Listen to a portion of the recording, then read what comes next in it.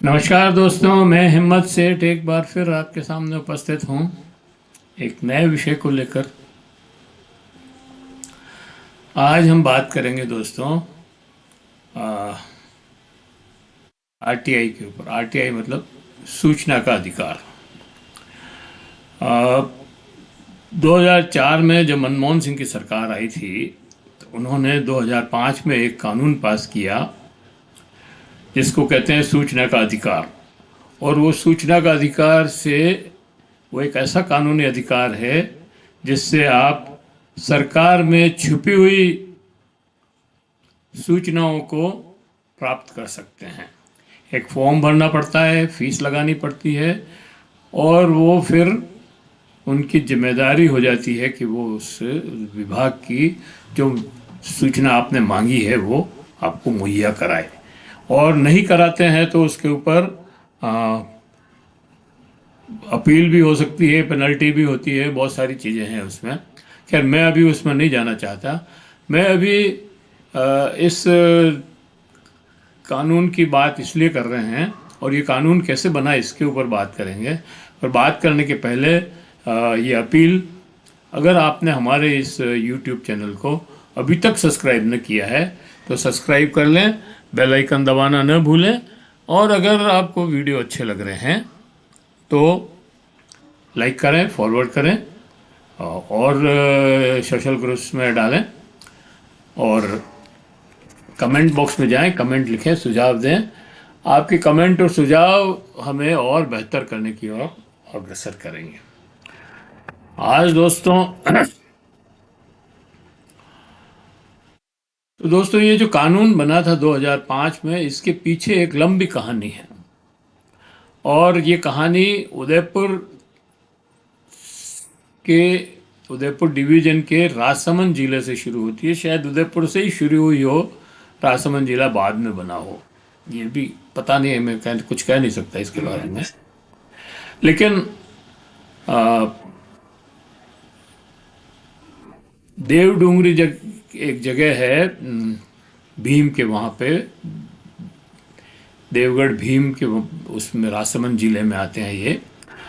और वहाँ पर जो अरुणा राय एक संगठन चलाती है, मजदूर किसान संगठन। अरुणा राय को तो आप सब जानते ही होंगे, बहुत बड़ी एक्टिविस्ट है। और पिछली बार जब कांग्रेस की सरकार थी तब सोनिया गांधी की उस कमेटी में भी थी वो, जिससे ये सूचना का अधिकार कानून पास हुआ। तो उस समय राजसमंद में के जिले में बहुत सारे काम जो है महानरेगा के भी चल रहे थे और दूसरे भी चले। पहले भी जो पंचायतों के काम होते थे उसमें बहुत घपलेबाजी होती थी और लोगों को उसका पता नहीं चलता था। पैसा सारा खर्च दिखा दिया जाता था लेकिन साइड पे खर्च नहीं होता था और लोगों के दोस्त मतलब अधिकारियों के, ठेकेदारों के और नेताओं के जेब में चला जाता था। तो नेता, अफसर, ठेकेदार तीनों मिल करके इस तरह की लूट मचाए हुए थे। तो उसके विरुद्ध अरुणा राय ने एक आंदोलन चलाया, एक मांग की कि हमको ये सूचनाएं चाहिए। सूचना का अधिकार तो था नहीं उस समय कि सूचना मिल जाती। तो उन्होंने लोगों को इकट्ठा करके गांव-गांव में जन सुनवाई की और सरपंच और प्रधान और बीडीओ और तहसीलदार और एसडीओ और जो भी नेता, पटवारी और सबके विरुद्ध जो है जन सुनवाई से चीज़ें निकाली और ये पता लगाया कि कितना पैसा यहाँ खर्च होना चाहिए था, नहीं हुआ, क्यों नहीं हुआ, उसके क्या कारण हैं। और उन अफसरों के, नेताओं के और पटवारियों के सबके नाम पर वो रुपया। तो इस तरह से फिर इन्होंने ये मांग की कि हमको सूचना का अधिकार चाहिए। वो राजस्थान सरकार में गहलोत साहब सरकार में की सरकार थी उस समय उन्होंने सूचना का अधिकार दिया। बहुत लंबा चौड़ा आंदोलन चला, कई पद यात्राएं की, फिर धरने प्रदर्शन किए, रैलियां निकाली, और इस तरह से मतलब कुल मिलाकर के गहलोत साहब ने ये जन सूचना का अधिकार लागू किया अपने राजस्थान के अंदर। फिर ये ही बात केंद्र में उठी, और केंद्र में मनमोहन सिंह जी की सरकार ने 2005 में जो सूचना का अधिकार अधिनियम एक कानून बना, ये कानूनी अधिकार है। और इसके बनने के बाद बहुत सारे भ्रष्टाचार के मामले उजागर हुए, और बड़े बड़े मामले थे, ऐसे छोटे मोटे मामले नहीं, बड़े बड़े मामले उजागर हुए, और लोगों को राहत भी मिली। और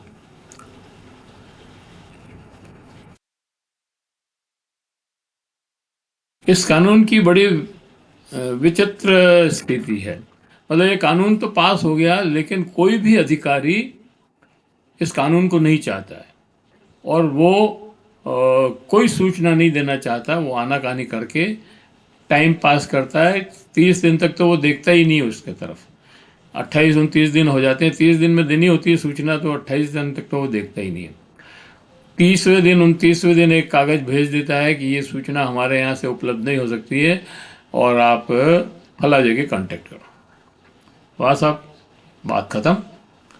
लेकिन धीरे धीरे लोगों ने, एक्टिविस्ट, आरटीआई एक्टिविस्ट बने बहुत सारे लोग, और उन्होंने बहुत सारी सूचनाएं इन अफसरों के जेब से निकलाई। एक बार तो ऐसा भी हुआ कि इस सूचना के अधिकार अधिनियम से बचने के लिए सुप्रीम कोर्ट के जज ने हाई कोर्ट में अपील की और अपीयर हुए। तो ये इस कानून की कितनी पावर है, ये आप समझ सकते हैं।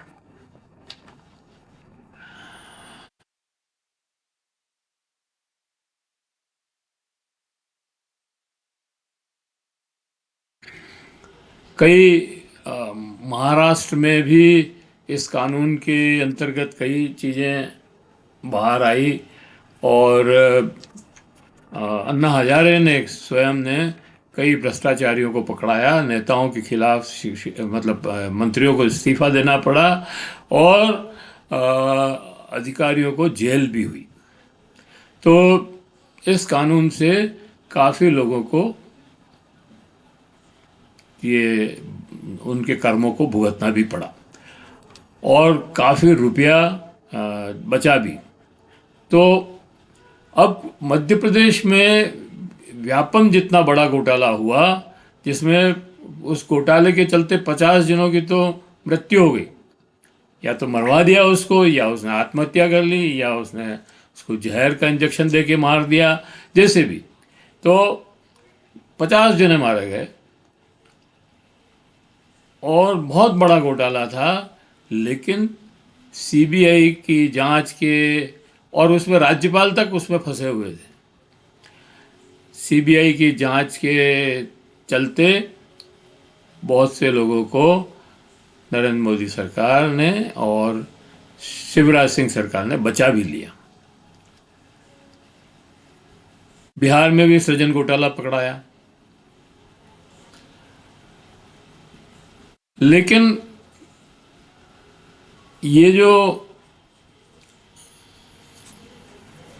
कोविड आया था, इसके अंदर जो यूपी में, उत्तराखंड में और कई जगह ये वेंटिलेटर्स खरीदे, ऑक्सीजन खरीदी, उनका कोई जो पैसा खर्च हुआ उसके ऊपर आरटीआई लगाई, लेकिन कोई उन्होंने जवाब नहीं दिया। जबकि आरटीआई में मतलब कुछ जगह पता लगा कि भाई बहुत घटिया किस्म के ये अपरेटस खरीदे थे, और बहुत बड़ा घोटाला है। लेकिन नरेंद्र मोदी सरकार ये मतलब प्रधानमंत्री केयर फंड जो बनाया था नरेंद्र मोदी सरकार ने, उसके माध्यम से खरीदे, और उसमें बहुत बड़ा घोटाला है। और इसी तरह का घोटाला ये इलेक्शन बॉन्ड का था जो पकड़ में आया। और ये भी तब पता लगा कि जब ये सुप्रीम कोर्ट में मामला गया, और सुप्रीम कोर्ट के सामने जब बैंक वालों ने और दूसरे अफसरों ने जानकारी देने से मना किया, फिर जब कोर्ट ने हड़काया तब सारी जानकारी दी, और उससे करोड़ों रुपए का जो है घोटाला सामने आया। हालांकि उसमें किसी को सजा भी नहीं हुई है अभी तक, और मामला ऐसे ही रफा दफा हो गया लगता है। लेकिन फिर भी ये सारा जो है सूचना के अधिकार के तहत अगर इसको ढंग से लागू किया जाए तो बहुत सारे राज जो है, बहुत सारे घोटाले अभी भी खुल सकते हैं, इसमें कोई दो राय नहीं है। और पीएम केयर फंड को तो सरकार ने मतलब प्रधानमंत्री केयर फंड को तो उन्होंने सूचना के केंद्र के अधिकार क्षेत्र से ही बाहर निकाल दिया है, जबकि वो एक उसमें जो ट्रस्टी हैं वो सो कॉल्ड मतलब प्रधानमंत्री की हैसियत से, गृह मंत्री की हैसियत से, वित्त मंत्री की हैसियत से उसमें वो ट्रस्टी हैं, तो वो प्राइवेट कैसे हो सकता है। लेकिन उसको इसमें से निकाल दिया है।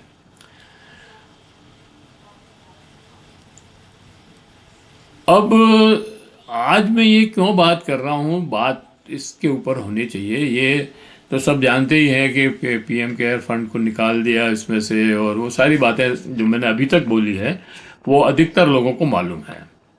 लेकिन आज इसके ऊपर बात इसलिए कर रहे हैं कि इस आरटीआई कानून को सरकार इतना कमज़ोर कर देना चाहती है कि इसमें सूचना देने का अधिकार के बजाय सूचना न देने का अधिकार हो जाएगा।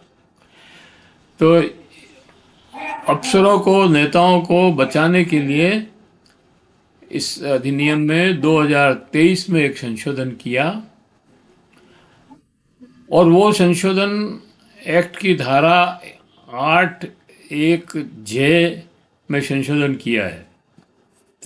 बदले हुए नियम के अनुसार आरटीआई के तहत कोई भी व्यक्तिगत जानकारी नहीं दी जा सकती है। यह गोपनीयता की आड़ में सूचना न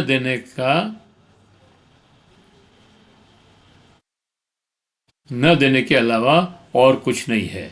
बड़ी बात यह है कि जब इस एक्ट को पास किया गया था तब लोकसभा में मतलब इस एक्ट के संशोधन को पास किया गया था, तब 141 सदस्य को 145 या सदस्य को सांसदों को लोकसभा से निलंबित कर दिया था। मतलब पूरा विपक्ष बाहर हो गया, उसको निलंबित कर दिया, तब ये बिल पास हुआ। और ऐसा ही एक और बिल था जो पास किया जिसमें भी ये सारे लोग नहीं थे। इस संशोधन बिल पे न कोई बहस हुई और न कोई इसके ऊपर और कोई मतलब बहस भी नहीं हुई, कोई प्रोटेस्ट भी नहीं हुआ, और कोई था ही नहीं बिल संसद में विपक्ष का आदमी, तो ऐसे ही बिना विपक्ष के ये पास कर दिया गया। अब इस बिल को अभी तक नोटिफाइड नहीं किया है, अधिसूचित नहीं किया है, लेकिन इसमें और बदलाव के लिए लोगों से परामर्श मांगा है, सलाह मांगी है कि इसमें सार्वजनिक रूप से सलाह मांगी है कि इसमें और क्या बदलाव किया जा सकता है। उसकी समय सीमा आज खत्म हो गई। अब सरकार ने सबकी चिंताओं को नज़रअंदाज करके अगर इस नियम को इस अधिसूचित कर दिया तो ये अधिकार शक्तिहीन हो जाएगा और इसको लोगों को जो फ़ायदा हो रहा है वो कोई फ़ायदा नहीं होगा और बड़े घोटाले सामने ही नहीं आएंगे, सब पीएम केयर फंड बन के रह जाएंगे। तो दोस्तों ये इसलिए मैंने आज बताया कि ये अधिनियम जो संशोधित अधिनियम है उसके ऊपर चर्चा की थी और उससे इस कानून को कमज़ोर करने का जो काम सरकार कर रही है उसको समझने की ज़रूरत है। चलो ये बात तो ख़त्म हुई यहाँ पे। अब एक जरा सी बात और कर लेते हैं। उदयपुर में 7 तारीख को, हर महीने की 7 तारीख को कोर्ट के अंदर जो वकील लोग हैं, एडवोकेट्स जो हैं, वो हाई कोर्ट बेंच की मांग को लेकर ये तरह कानूनी काम का, कोर्ट के कामकाज का बहिष्कार करते हैं और वहाँ कोर्ट परिसर में ही धरना प्रदर्शन करते हैं और ये मांग करते हैं कि हमको हाई कोर्ट बेंच चाहिए। और पिछले 40 सालों से 40-42 साल हो गए लगातार ये मांग कर रहे हैं कि हमको ये कोर्ट चाहिए, लेकिन कोई सुनवाई नहीं है। क्यों कि ये जो 7 तारीख का जो बहिष्कार है तो ये एक रस्म अदायगी हो गया है। उदयपुर डिवीज़न का एक विशेष भौगोलिक स्थिति होने के चलते और ये आदिवासी बहुल क्षेत्र होने के चलते यहाँ के बहुत कमज़ोर हैं नागरिक, बहुत दूर तक नहीं जा सकते, इसलिए यहाँ पर एक हाई कोर्ट बेंच होनी चाहिए। ये इसकी मांग है और बहुत जायज़ मांग है, इसको मिलना ही चाहिए। लेकिन इस मांग को इस 7 तारीख के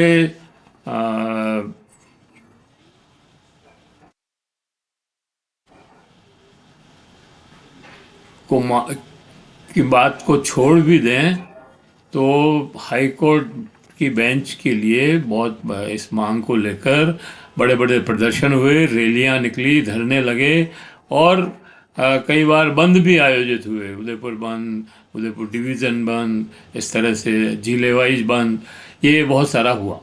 लेकिन इच्छा शक्ति पूरी नहीं होने के चलते, ये राजनीतिक इच्छा शक्ति होनी चाहिए इसके लिए, इसलिए ये मांग पूरी नहीं हो रही है।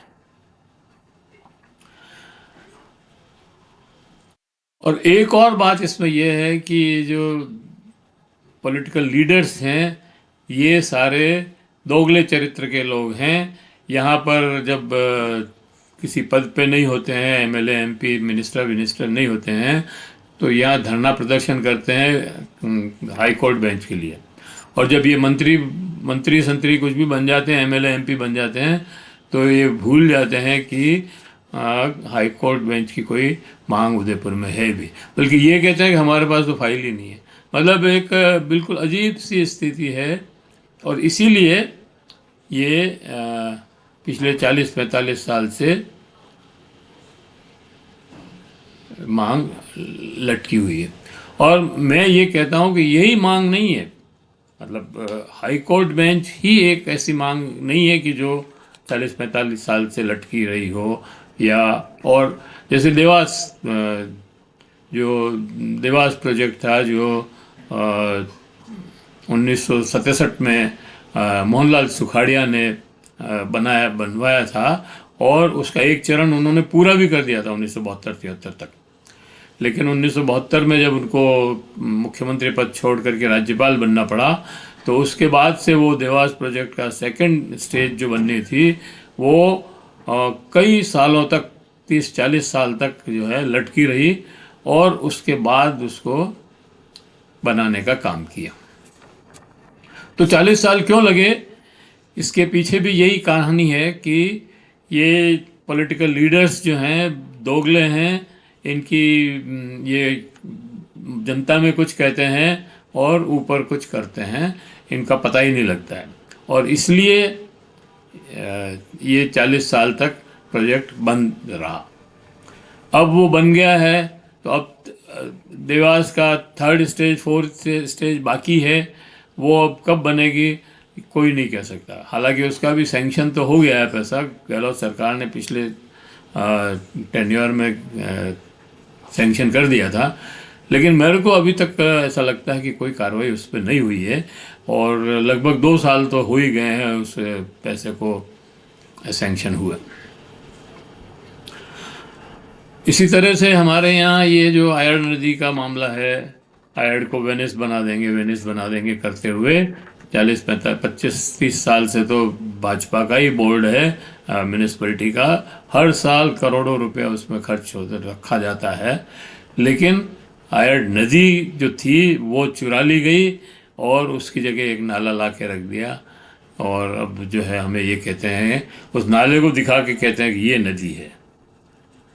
आपने कहीं देखा नदी के पेटे में, मतलब नदी के पाट में पत्थर लगा करके और सील किया और नीचे? हमारे यहाँ किया है। ऐसे ऐसे मूर्खता के काम हमने किए हैं, मतलब हमारे नेताओं ने किए हैं कि उसके ऊपर बातचीत करने में भी धर्मनिरपेक्ष होना पड़ता है।